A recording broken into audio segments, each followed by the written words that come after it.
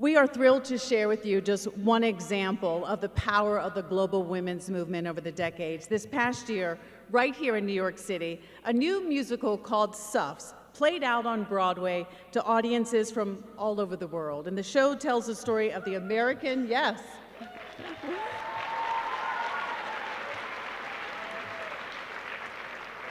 And the show tells the story of the American suffragists, or Suffs as they called themselves, reminding us of what the collaborative resilience, persistence, and bravery can do. And throughout this morning, we're going to see examples, but first, it is my honor to introduce you to the two-time Tony Award-winning creator of Suffs, the musical, Shaina Taub, before she brings out the cast to sing the song called The March. So please welcome her.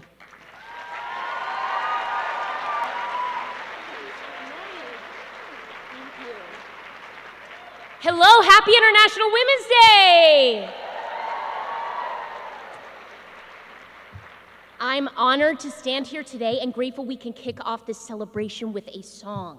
I grew up in a tiny mountain town in Vermont. Every Hanukkah, my mom gave me a Broadway cast album. They cracked my world wide open.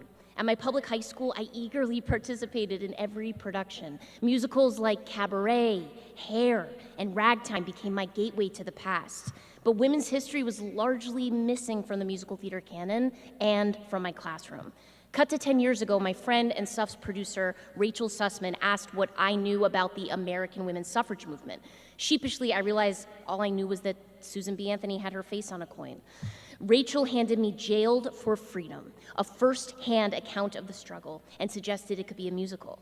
I stayed up all night reading the electrifying story of how women pioneered large-scale protests, were violently imprisoned, yet persisted for decades. How they made tough choices about work, marriage, and motherhood. How they shared a goal, but had widely different ideas about how to achieve it.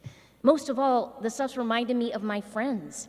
Loud, stubborn, complicated, intense women who find joy in taking on hard challenges together. At 4 a.m., I emailed Rachel saying, yes, we have to do this. I wanted to lift the Suffs out of dusty footnotes and bring them alive. I wanted to try to write the kind of musical that would have made me feel seen as a little girl.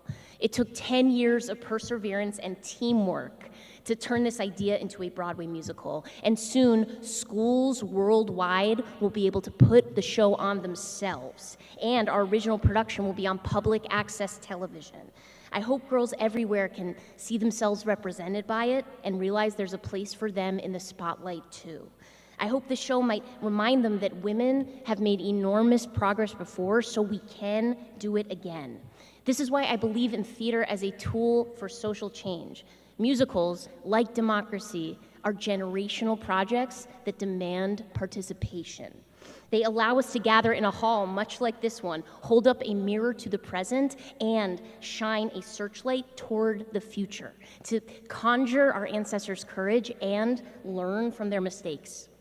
Systems of power might prefer that a girl never watch or perform in a play about her history because they know once she does, she'll want to write the next chapter for herself. And we all know the story is never over. The Suffs, both in America and globally, did not live to see their fight finished, and neither will we, but the next generation might, and that is reason enough to continue the work. So now, to sing out in solidarity with women around the world, I'm proud to introduce the original cast of Suffs.